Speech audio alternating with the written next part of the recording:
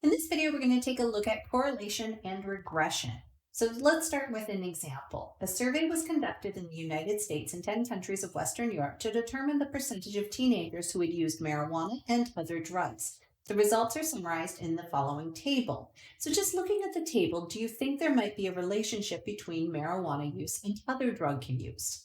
Now, unfortunately, a table, while helpful in organizing some of our data, isn't as helpful as an illustration or a visualization, some sort of graph or chart for looking at relationships. So just looking at the table, maybe, but we do not know for sure. So instead, what we're going to want to do is create a graph of this data, and we're going to use what's called a scatter plot to do that. Now, a scatter plot is used whenever we are illustrating two quantitative variables or data from two quantitative variables.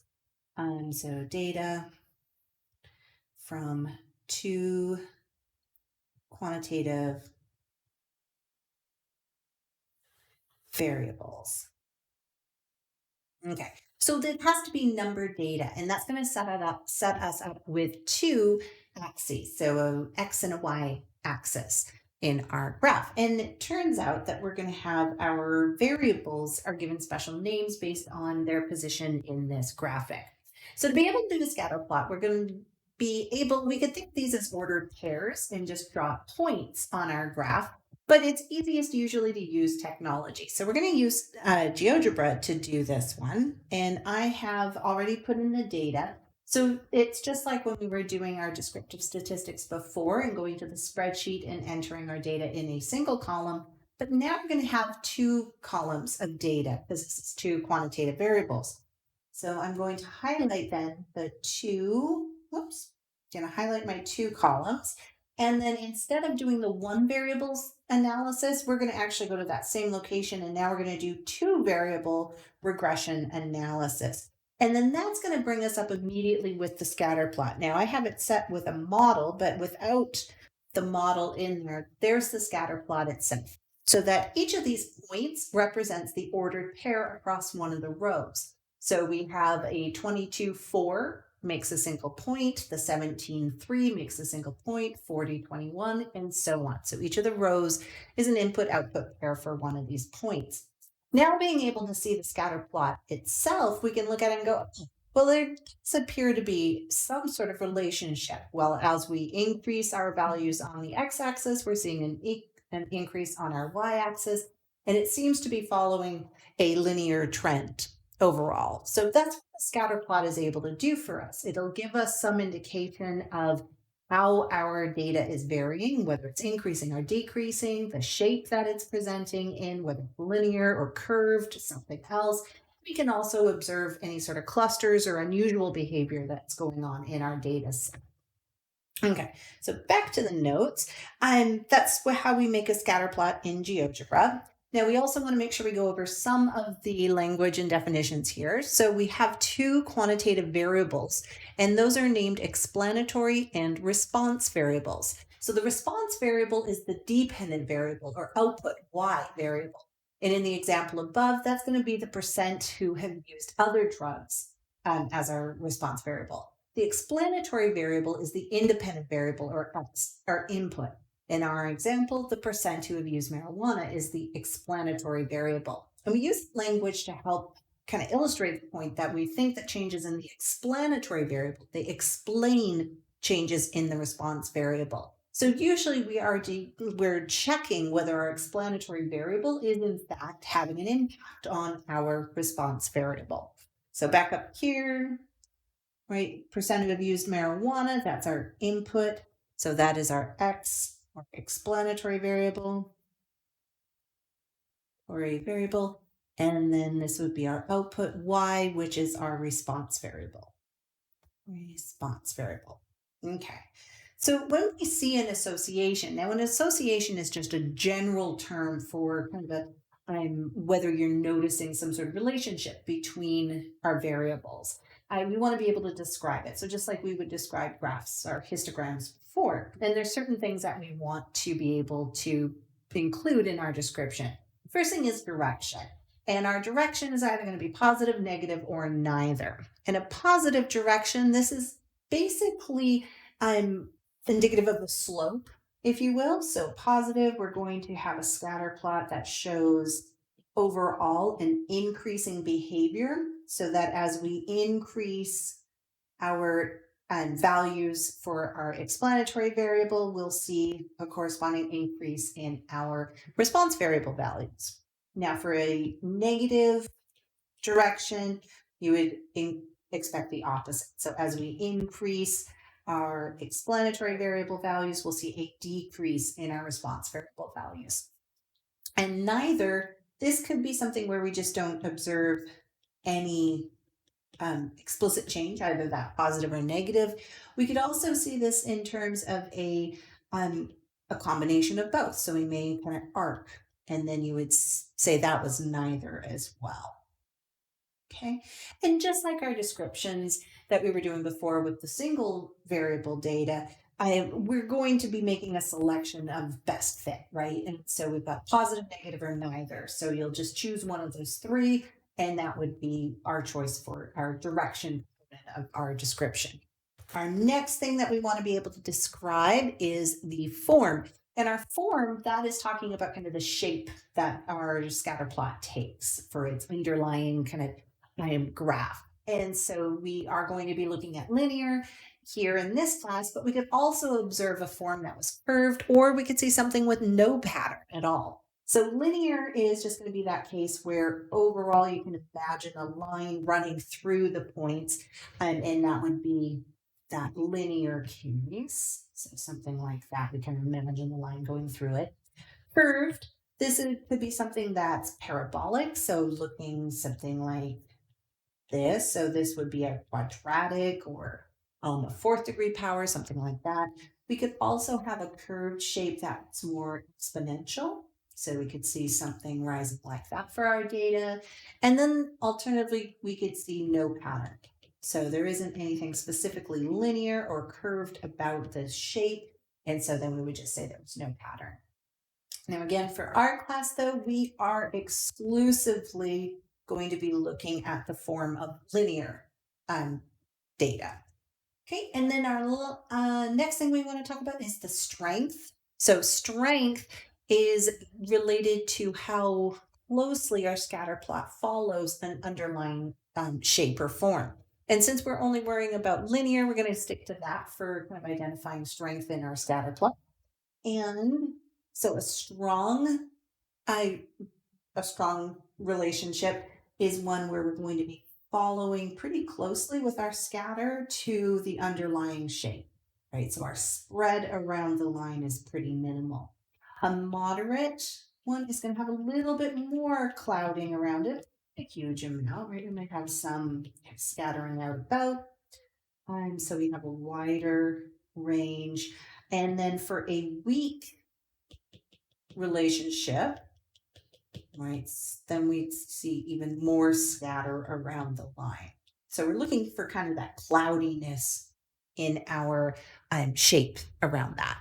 Okay, and we're going to have a way of measuring this concretely, but for now, you're just going to get some visual impression of how strong or weak a relationship or association is. Now, the other thing we have to talk about are outliers or unusual features, and this takes a little bit different perspective than when we saw it with just a single variable. Because now we could have outlying values in both the x and the y, so both in our explanatory and response variable directions. And then we can have ones that have a really high impact versus having a fairly low impact overall.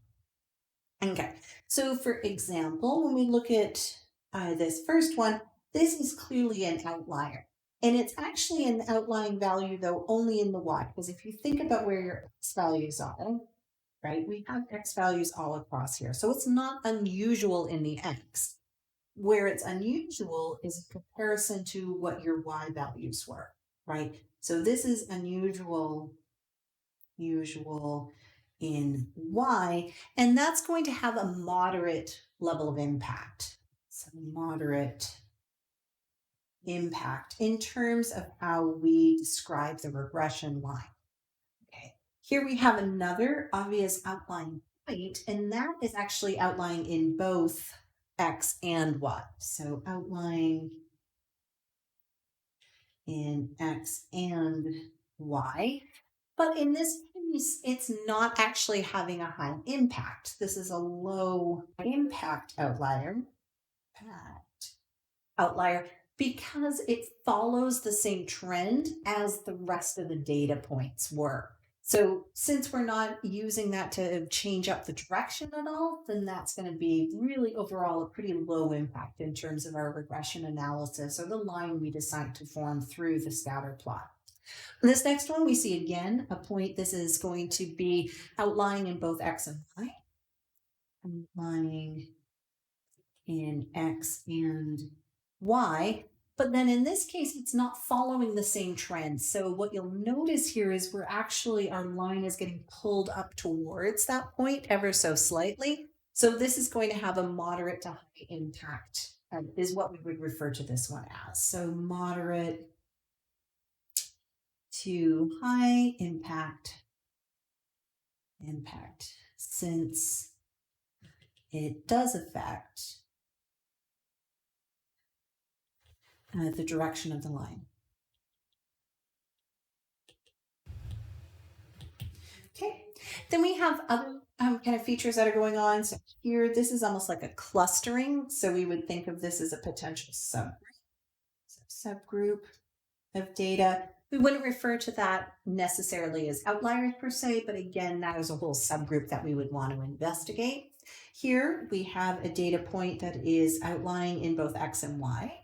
Outlying, in X and Y, and that is an extremely high impact value. So super high impact. Mostly because in this case, we have a patch there. This is just a big old cloud, right? There is no direction. And so the point itself that we have that's outlying is defining the direction. So direction is defined by that point. So direction is defined by the point. And then we go back around. So this is again outlining in X and Y, but since it is on the same trajectory as the rest of the data points, this would be low impact. Low impact. So again, when we talk about outliers or unusual features, when we're looking at the two variables as opposed to one, then we want to kind of weigh how important that outlier is in our overall analysis of the underlying structure of the data. And so we sometimes have high impact versus low impact with those outliers. And we could see outlying in both of the variables or in just one of those. Okay. All right. And so here is again that scatter plot we had made with drug use and so with the marijuana use versus use of other drugs. Okay, and so what we want to do is come up with a description of the association that includes all four characteristics. All right, so for that, we want to include kind of in written form and in connection to each of those different features that we want to describe. So we want the strength, we want direction, we want form, and we want to have comment on any unusual features or outliers. Okay, so when we look at this, we are definitely looking at something linear, right? We see some positive direction to it, and there's not a whole lot of cloudiness around. So this is somewhere between a strong to moderate strength association that we're looking at here. Now, there's a couple of groupings that are going on. So we might consider this little grouping down here as something to investigate further as a subgroup. So one of our unusual features. Okay, a little bit of other potential grouping down here or odd behavior, but I'd say that's kind of our biggest feature in terms of unusualness or subgroupings to talk about. So in terms of what you would want to write, we could say that there is a moderate, positive, linear association between the percent of teens who have used marijuana and other drugs. Okay, there, in terms of our unusual features or outliers, there is a grouping of 3 countries with low percentages, with low percentages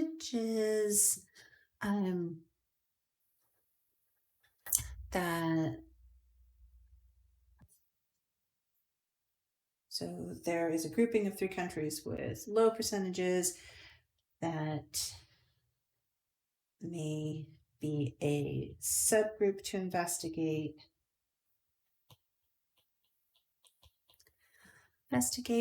And there do seem to be jumps or gaps. And there also seem to be some jumps, gaps in the data, but they still seem to fit with the overall pattern.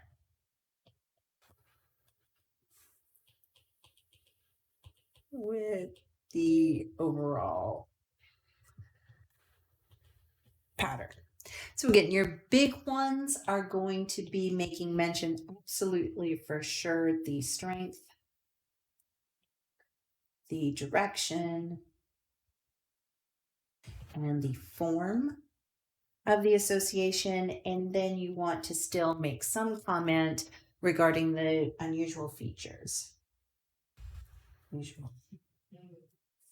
that you may have observed in it. Okay, so next thing we want to look at is the line of best fit, which is also known as the least squares regression line. So first thing we want to do is go back to our grade school life and think about how we would do this then. And it actually is exactly the same thing that we're going to be doing here as well. We want to find the line of best fit by putting a line in our scatter plot that kind of balances the number of points above and below the line. And we're going to see how that least squares regression comes into play as well. So I'm going to try and draw a line here. Let's see, I'll grab a ruler of sorts. I'm just going to try and get it to fit through. Oh goodness, I don't. Somewhere around here-ish. Okay. Should probably be a little lower. My piece of paper is not see through, so hard to tell where I'm going here. So it's like that maybe is a little better. Okay, thereabouts anyway. So I've got about 5 points above, 5 points below. Probably should go a little bit lower, but you get the basic idea. So that's our regression line. Regression line or line of best fit. Okay, is another way of talking about it. And when we create our line of best fit, you'll notice that we have some data values that are above the line, some that are below the line. And so what those are referred to are the residuals. So that distance between the actual data value versus what we have is our prediction or what our regression line is reporting for that input. Okay, so the residuals, those are equal to our observed value or our data. So observed data value minus our predicted data value. Predicted value. Okay, and so the observed value, we give the symbol y, and the prediction, we give the value y hat. Okay, and again, the Observation, this is our data point. Okay. And our predicted value, that is on the line. And notice these are always about y values.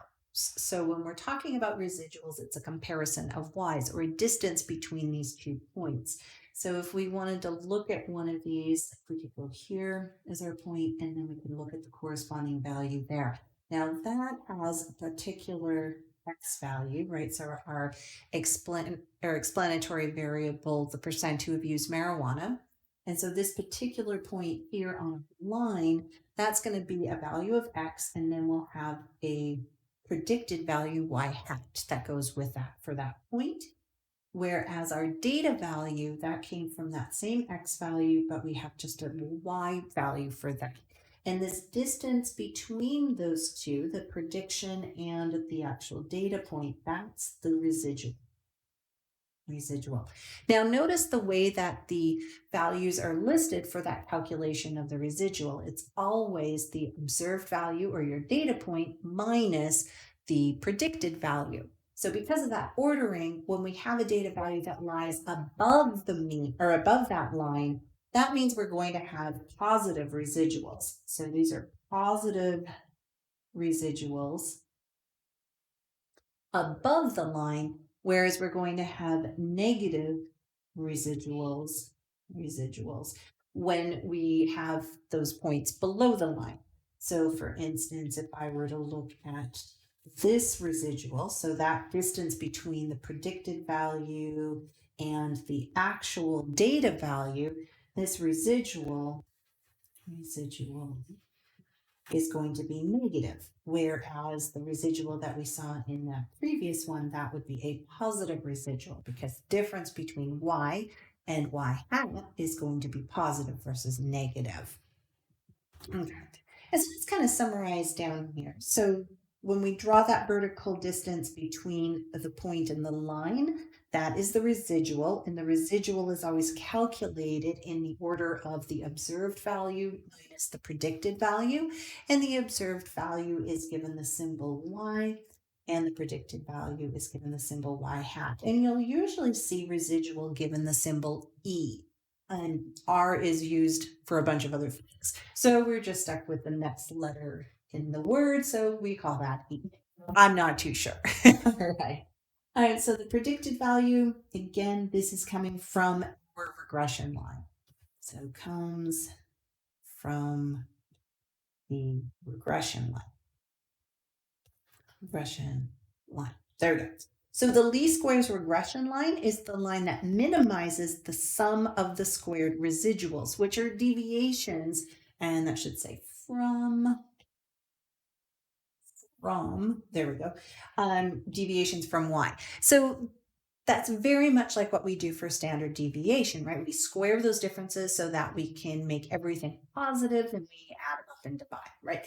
And so this is the same sort of idea where we're going to look at, instead of the signed differences, and we're going to just square everything to make it positive. And then when a computer optimizes this to create the regression line, that's what they're doing. They're making sure that the sum of those squared residuals is as small as possible.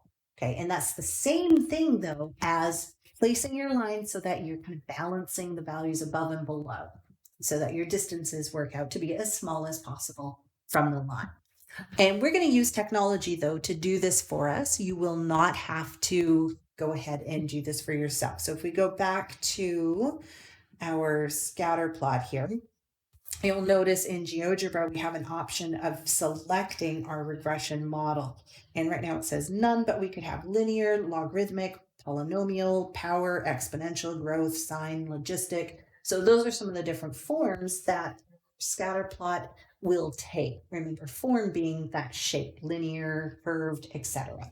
So we're just looking at linear. So we're going to put that line in. And so there's that least squares regression line. Okay, and it also tells you down below that the numerical formula for that line, which is that y equals 0.615x minus 3.0678. Okay, and then that's going to be telling us how we can get inputs and outputs. And so that's our prediction, right? So if you had an X that you wanted to input that didn't correspond already with a given data value, then you could find out what would be likely to be the output for that particular input, right? So for instance, 30% on our x-axis does not have a corresponding data point for it, but we could put in 30 for x, and then it would, oh goodness, I'm not too sure why it's doubling it. Nope, doing weirdness again. But we could input the value for x, and it will output the value for y. I think I need to get this one in. So 3, nope, I'm over here. Over here. Try one last time to put in 30, because I don't want double.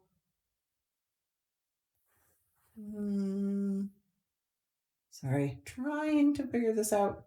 I don't know why it's doing weird things all the time in this system, but iPad version doesn't want to work, but that's okay. Get the idea. We'll be plugging in the numbers for ourselves anyway. All right, so there we go. And then if we go back to our notes, we'll see how that all works out. So the least squares regression line is of the form y hat equals mx plus b. It's a line, it's a linear formula. Now notice that we have the hat on the y because this is our predicted value. So this is predicted value. So that means it is the outputs of the regression line. And we do need to make sure to add that hat to our labeling. GeoGebra doesn't automatically put those hats on it, so don't be confused by that, but you will need to put the hats on yours. So when we look at the y equals mx plus b form of a line, we know that m is going to represent the slope, and b is going to be that y-intercept. Now the slope, remember, is a change in y, or delta y is another way of writing that, over a change in x. So delta x. So that is, rise over run. That's the idea. Now the y-intercept, this is where we cross the y-axis. And that is always a point where we have a 0 for our input. And then we have the value that we happen to cross at the y-axis is the second component of that point. Now y hat is read as y hat and represents the predicted value of y, and the values of m and b are the parameters of the linear model. So those are the pieces of information we need to include. So we put a number in for m, we put a number in for b, the x remains as our variable. Okay, so to calculate the regression line with GeoGebra, we already saw how to do that. So once you have your scatter plot data in, then you're going to go into the regression model and select linear. And in the spreadsheet options, you can change that to 4 decimal places if you want. My iPad version, like everything else going on with it, it's not really easy to find that. And most of the time we're fine getting to that necessary number of decimal places on our own anywhere. Anyway, so we're going to write out the equation of the least squares regression line from GeoGebra, but we're going to make sure we put in that y hat, remember? And so that means just rounding to 2 decimal places for that last one. That means we would have y hat, oops, one colors consistent, y hat equals 0.62x minus 3.07. And so that value in front of the x, that is our slope, and the value afterwards, that's going to be our constant, that is the y-intercept component. Okay, and so when we're looking at this, give the slope and interpret in the context of the data. Slope is our important piece of these models, not so much the y-intercept. So we usually collect data pretty far from 0 values most of the time. And so that means that when we're looking at these regression lines, what happens close to 0 is not necessarily accurate, right? Our data is, or our predictions from the line are usually only good when we are still within fairly close to what our input values were for our our collected data to make the scatter plot. So we don't want to generalize, if you will, too far off of our input values. Okay, so our slope is going to be written as I'll always recommend writing it as a fraction, as a ratio, right? Because it is change in y over change in x. And so what we usually write this as is we take our decimal, so the 0.62, that's our slope, but think of it over 1. And then you also want to add to that then this units for each of those things, because the slope is going to have units. And this was percent. So remember, this is our output, this is our y's. So this is y, and this is x, where y was our response variable. So this was going to be the percent of other drug use.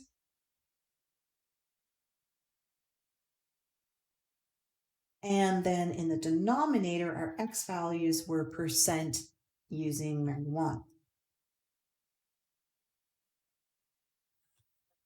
Okay, so for this particular example, a 1% increase in marijuana use is associated with a 0.62% increase in other drug use. Oops, drug use. Okay, and so generically what you're wanting to give as a response to this, so a generic kind of basic template for this is that you have a 1 unit increase in the x variable is associated with a whatever your slope value is, unit increase or decrease, in the y variable. And of course you put those in context, but it's always about how much change do you see in your outputs when you have a 1 unit increase in your input, because that's the over 1 part of it. All right, and then in terms of the y-intercept, so based on our given formula, the y-intercept is, again, we always start with the 0 for the x component, and negative 3.07 is our y component. And this means that when there is 0% marijuana use, the other drug use would be negative 3.07%. And this is not useful. This is not useful information. So again, the slope is what's going to be the useful piece of this analysis. The y-intercept occasionally will be of interest, but most often that is not what we're interested in with our regression analysis. So in terms of a generic kind of template for summarizing the y-intercept, you can think of this as the starting value or initial condition, or just in general where the point where the line crosses the y-axis. So this is the starting value or initial condition, or where the line crosses the x-axis. Since it's not always, the context will not always make sense to talk about a starting or initial condition. Okay, so the next thing we want to talk about is correlation. Now, correlation is that way to give a numerical value to the strength of our relationship between our two variables. So an association is just that generic term. A correlation is a value describing the strength and direction of a linear relationship. So we must have a linear relationship before we start talking about correlation. Because we can calculate a correlation for any association, but in trying to assign its value and meaning, it's not going to make any sense unless we already know that the underlying scatter plot shows something that's approximately linear. So the characteristics of this value of R is that the value of R only makes sense for linear relationships. Again, this is very, very important. We're only talking about correlation, which is with linear relationships. R has no units in its calculation. It ends up canceling all of its units out. So it's a unitless measure. And the sign of R is going to report the direction of the association. Now, how do we interpret the value itself? Well, 0 is kind of in the middle, and that's going to mean we have no relationship. So no relationship between the two values. And we can go up to a high value of +1 and low of -1. Okay, so it's just between -1 and 1. And when we have, say, about 0.5 or 0.4, and from 0 to there, we call that a weak relationship. And that works as well going in the negative direction. So we would say that this is weak as well. And then from about 0.5 to about 0.8, so 0.8, we would consider this a moderately strong association, or in our case, our correlation. And then if we go from 0.8 to 1, this is going to be more of a strong linear relationship. Okay, and that's the same going in the negative direction. So negative 0.8 to negative 0.5, that's going to be your moderate range. And then from -1 to negative 0.8, that's going to be your strong way. Now, the R, our correlation coefficient, gives us strength and direction of the linear relationship. So when we use this, though, it's going to be used in the calculation of a slope, but it doesn't give precisely the value of the slope. It just gives direction of the slope. So that is important to keep in mind. Similarly, when we see this -1 or +1, that is perfectly collinear. Okay, and so what that means is that you're going to see your points of your scatter plot line up perfectly in a line, right? Oh, actually, this is the negative side, right? So that should be going perfectly in the negative direction. Now, you could have something that looks like that, but again, it's not the steepness of that line that's determined by R, just the fact that it's collinear. And so you could also have a correlation coefficient equal to -1 if you had something like this, right? So there's a slight negative value to your slope, but it is not, but both of those would have a correlation coefficient R equal to -1 because those points are collinear. Same with +1. Okay, so the direction would be positive.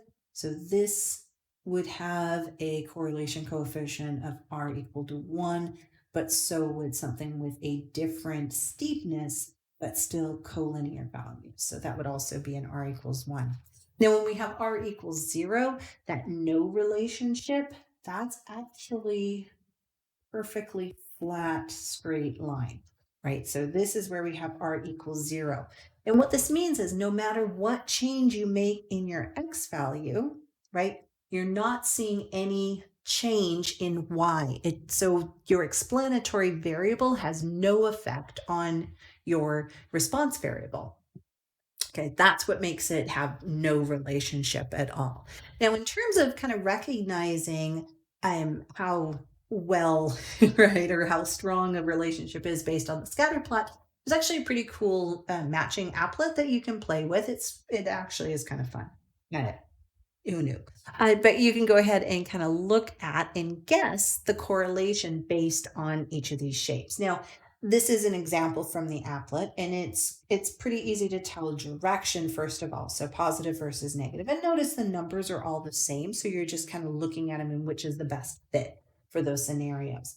So we have 3 positive and 1 negative. So the scatter plot that's going in the negative direction clearly is going to be this guy. So we've got negative, we've got positive, we've got positive, and we've got positive. So this has to be our answer here. And that's kind of a weak.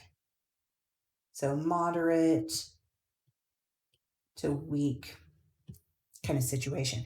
Now, when we think of that, that's a 0.68. So when we compare that, say, with this guy over here, it's positive value. And what we're observing in that picture is a much stronger relationship. So our R is going to have to be higher or closer to 1 than 0.68. Okay, so we have our choice then of 0.82 or 0.98. Now remember, these numbers have to go somewhere. So this is it has the closest to the line. So this is going to be a very strong linear relationship. So that's going to go to the 0.98. Over here, we're seeing then again less scatter than what we saw in that negative graph and not as much as what we're seeing over in this last one. So the 0.63 okay, versus 0.68, they're kind of similar, and definitely then I'm thinking this is going to be the guy over here. So this is kind of moderate in terms of its strength. And then this last one is going to be the 0.82, and that is kind of moderate to strong. So moderate to strong level. These boundaries that I was mentioning before on the number line with the 0.8 and the 0.5, those are just ballparks, and each field of study is going to have a slightly different take on what is going to define that line between strong, weak, moderate, and in terms of these R values. Okay, so what is the correlation between the percent of teens who have used marijuana and the percent who have used other drugs, and what does this mean? Now, the R is going to come from GeoGebra, and we can get that, hopefully, from what we have over here. Okay, we should be able to get that from our summary statistics. And our summary statistics are still that same picture. There we go. And so it's just that summation X is what brings it up. And then you'll see that there's a mean for the X, a mean for the Y, an SX, SY. So that's the mean and the standard deviation for each of the individual columns that we've chosen for the X values versus the Y values. So column A has a mean of 23.9 and a standard deviation of 15.6. Column B's data values, that's what we're calling Y, is going to have a mean of 11.6 and a standard deviation of 10.2. Now, R is right below that, and that's the 0.9341. Now, the row, that key looking symbol, we're not going to be worrying about that. The SXX, SYY, SXY, those are all done in 244. So our next course in the sequence, don't worry about those for now. R squared is something we're going to go back to. And SSE, we're not going to be looking at in this class either. So really, we just want to be able to pull up those statistics to be able to see R and R squared are our main ones. Okay, so now we can go back and get that on our list. So the correlation, remember, is R. Correlation is that number for R. And its value, and what does it mean? So the correlation between the percent of teens who use marijuana and other drugs is 0.9341. So remember, that came from GeoGebra.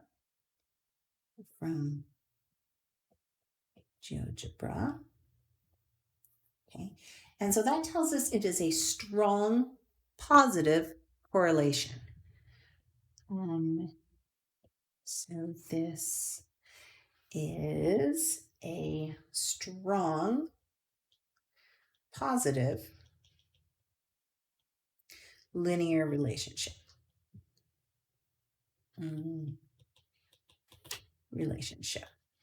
And since it's linear, again, we could call it, excuse me, linear correlation. Okay. So do these results show that marijuana is a gateway drug?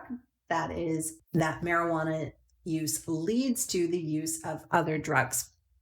Okay, now this is a really important point that we want to make here. Correlation does not mean causation. There is no way from our analysis of the data as it is to say that one causes the other. Cause can only be determined by an experiment. So even though there is a strong correlation,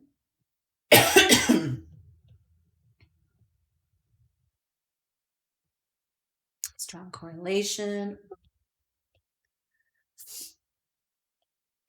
it does not imply causation. Imply causation. Okay, you must conduct an experiment for that. An experiment to determine cause. Okay. All right. So part of this is to appreciate the fact that there could be lurking variables. And a lurking variable is a hidden variable that is responsible for the apparent association.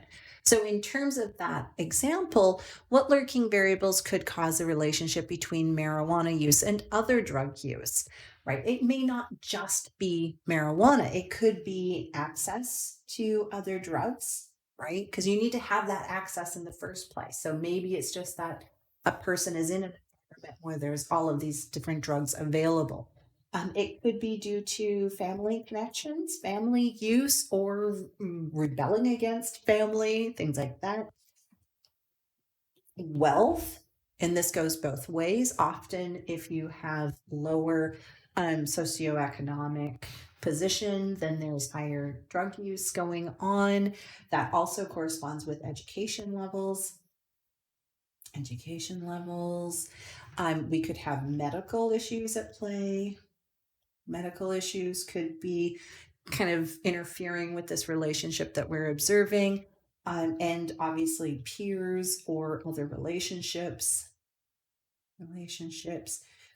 could be at play as well. So there's various other things that could actually be the cause or be behind this observation that we're making between marijuana use and other drug use. So that's what we would be able to suss out through an experiment, but our observation currently gives us something to work from and something to investigate further, obviously. But we definitely don't want to assign cause to just that variable. We want to also appreciate what could be underlying as well in terms of our lurking variables. The other thing we want to talk about is that R squared, and that is referred to as the coefficient of determination. And that R squared, or coefficient of determination, tells us the percentage of variation in the Y values that can be explained by the regression line Y on X. So approximately R squared is a percent. So R squared as percent of the variation in the Y value in context. Okay, can be explained by the variation in the X value in context.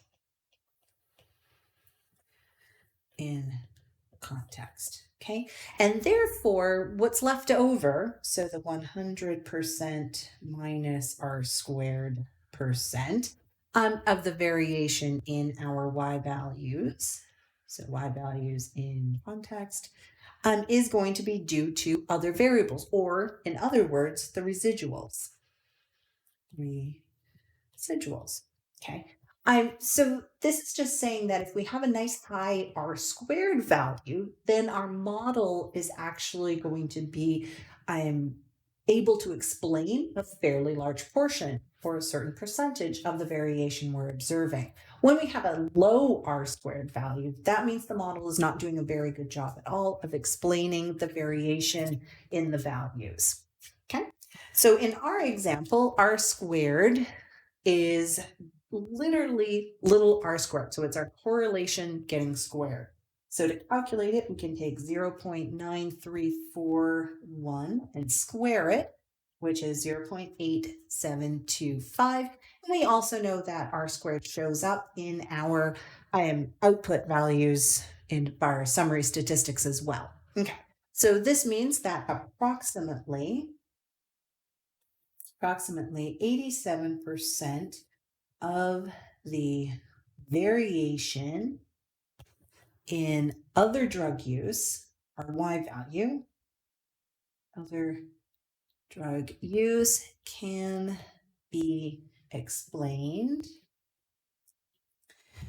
by variation in marijuana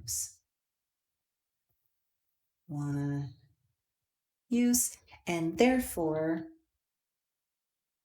right, that 87%, so 100% minus 87%, the leftover 13% of the variation is due to other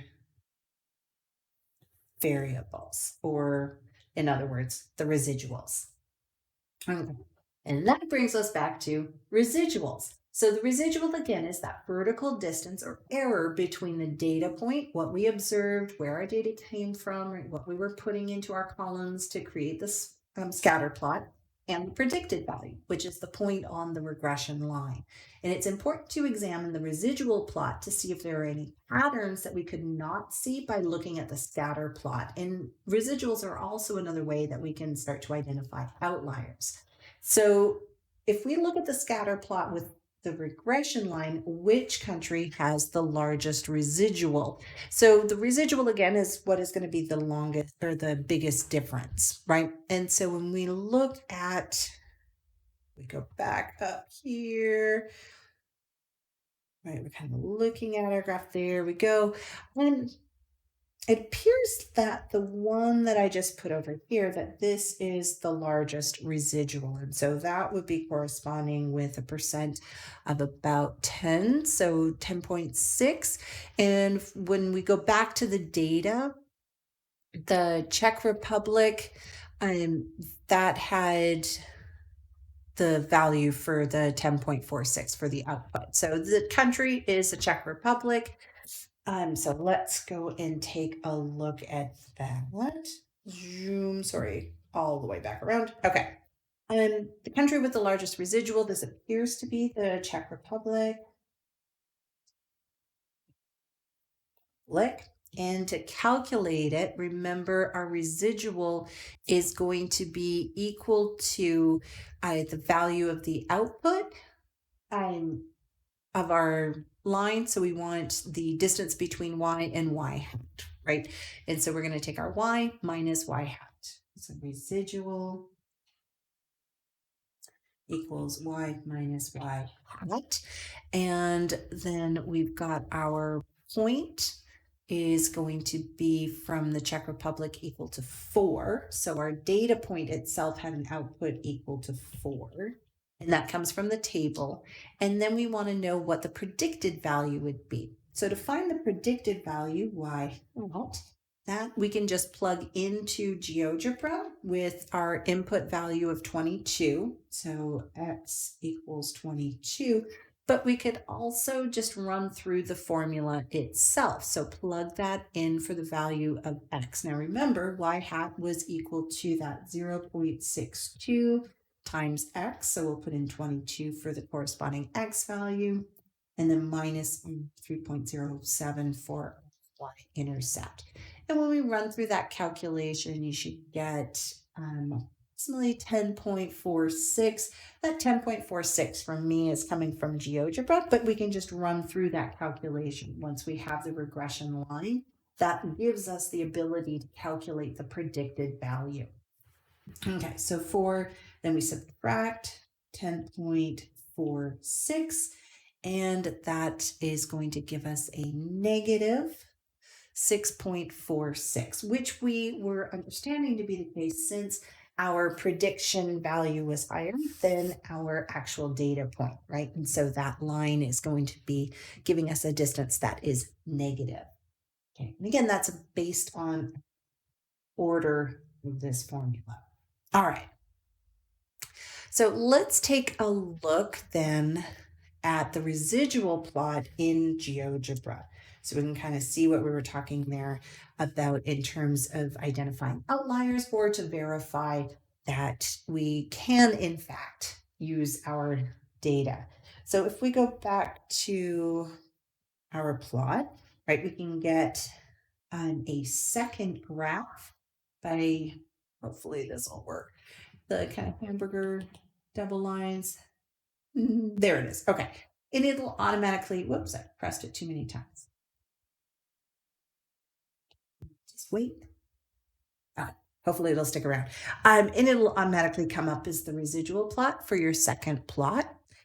Okay, and so that's showing us kind of what's going on. And there isn't a set pattern, so that's one of the things that we want to be looking for.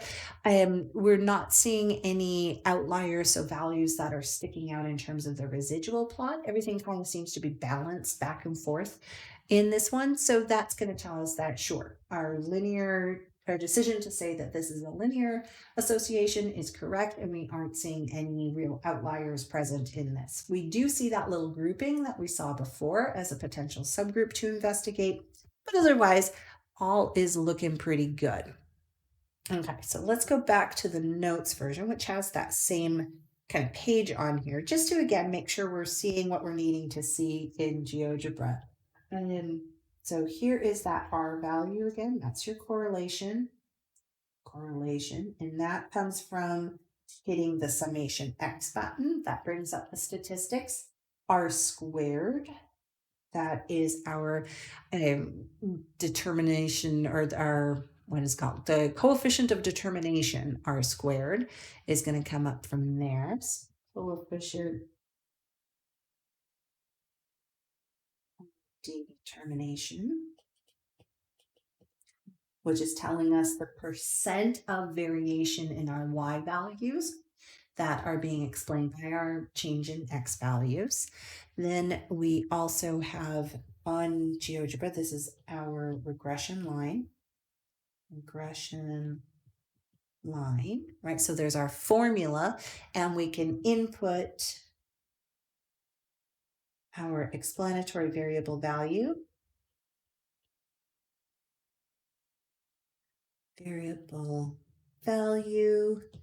to get the predicted, there we go, Y value, which remember is our Y hat. So when we're calculating a residual, we're going to need the Y hat, and we'll get that value by plugging in the X value into our formula. Okay, and then our residual plot, we're going to be looking for all of our, just our scatter and our behavior. All right, so let's take a look at one more of these residual calculations. So we want to do this for the United States. So the residual, remember,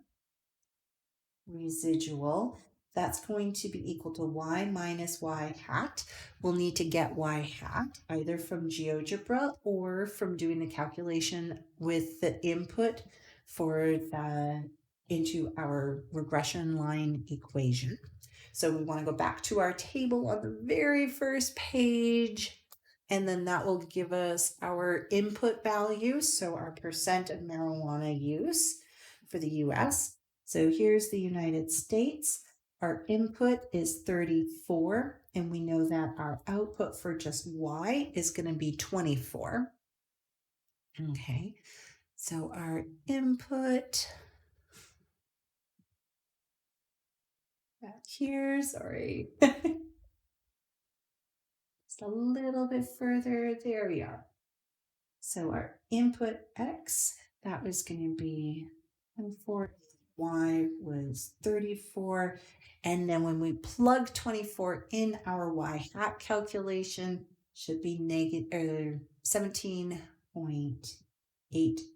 Okay, and then that will give us a residual of 6.16 is what it should be. And remember, this is unitless. or in this case, I guess it wouldn't be. This one's going to be percent because we're going to have our percent minus a percent. So that'll be our residual in terms of percents. All right. So then that is going to be an overestimate or underestimate of other drug use. So the model, remember, is the regression line. Now we know that this is a positive value. And so when we have a positive value, then that means our model, our line is going to be below the value. So that means that this is going to be an underestimate. So the model or output from the regression line, since it is less than the value that we have from our data, it's going to be an underestimate of the use of other drugs. So the model underestimates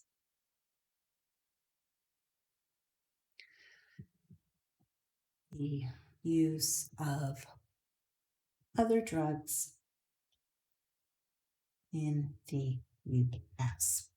Okay, so when we have a residual plot, we want to check that to make sure that we aren't observing any bends or other patterns in the residuals. We don't want to see any outliers that weren't clear before.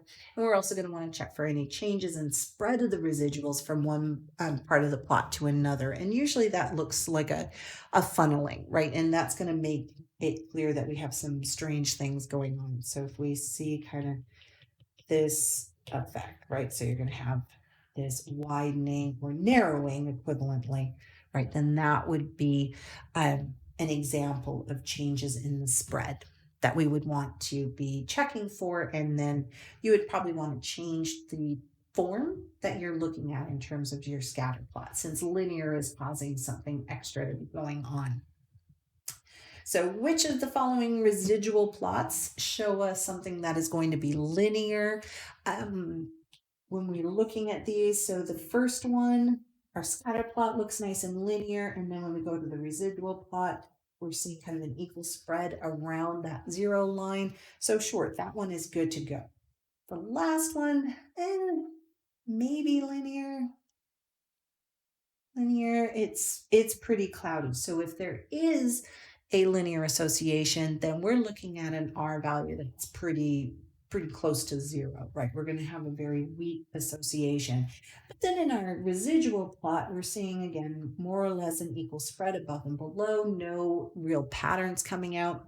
So we're probably good. Now in this other one though, we can make a line through the data and it looks like a pretty strong correlation. Our data points are pretty close to that line, but it's when we look at the residual that again, you're going to start to see things that you couldn't see in the scatter plot. We're seeing an actual shape to those residual, that curved pattern. And so that's going to indicate that we're going to want to look at a different model type, a different form for that scatter plot instead of linear. So the curved pattern indicates we should use a different form.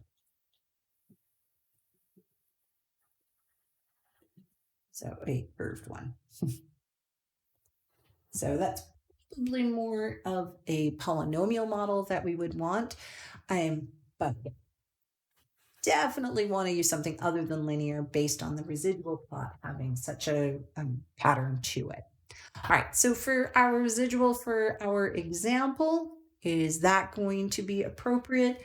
Absolutely. So again, when we look at the residual plot, we're seeing similar spread above and below on our plot. We do not have any patterns that are coming out of that. So we are going to be just fine using a linear model. So yes, a linear model is appropriate.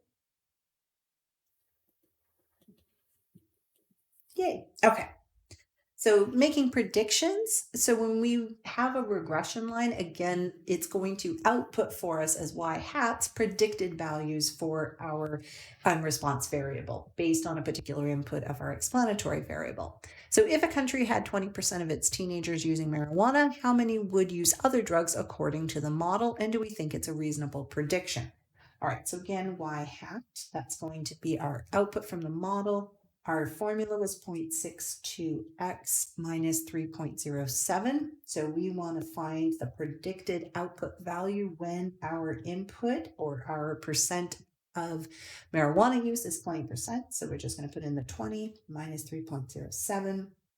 And remember, this is quantitative data, so that percent does not get converted to a decimal. Our data itself is the whole number values for those percentages. Okay, and when we calculate this, we should get 9.33% is what we're going to be expecting. So the predicted value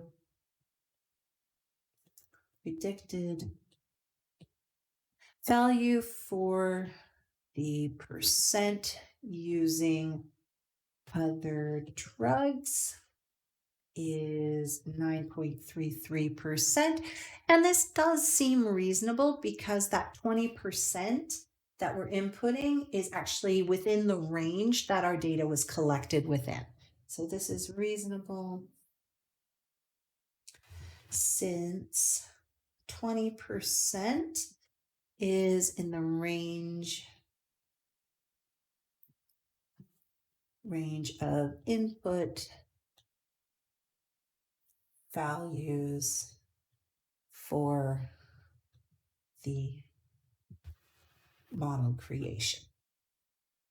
Okay, so we do not want to make predictions about input values or our explanatory variable values that are not basically within the values that we were using to create the model. So in our table, in our original guy, so swinging back up here, right, our inputs were between like 5 and upwards of 53, I think, are the min and the max there. So we wouldn't want to try and make a prediction on something that was like 90%, right? We do not have data extending out that far, so the likelihood is that our predicted value will be off. It won't be a very good prediction, right? But when we put in values that are quite close to what our values were for creating the model, then our predicted value is likely to be better, if not good, depending on our correlation regression, or our correlation value, our R value, and our R squared. If a country had 75% of its teenagers using marijuana, how many use other drugs according to the model? And do you think this is a reasonable prediction? Okay, so again, we're going to plug in that percentage for x, 0.62 times 75 minus 3.07, and we'll get 43.43%, and that is our prediction for the percent using other drugs. So the predicted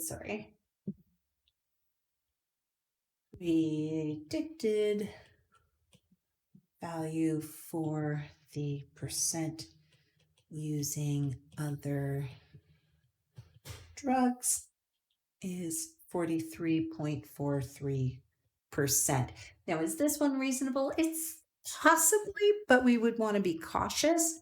So we should be cautious.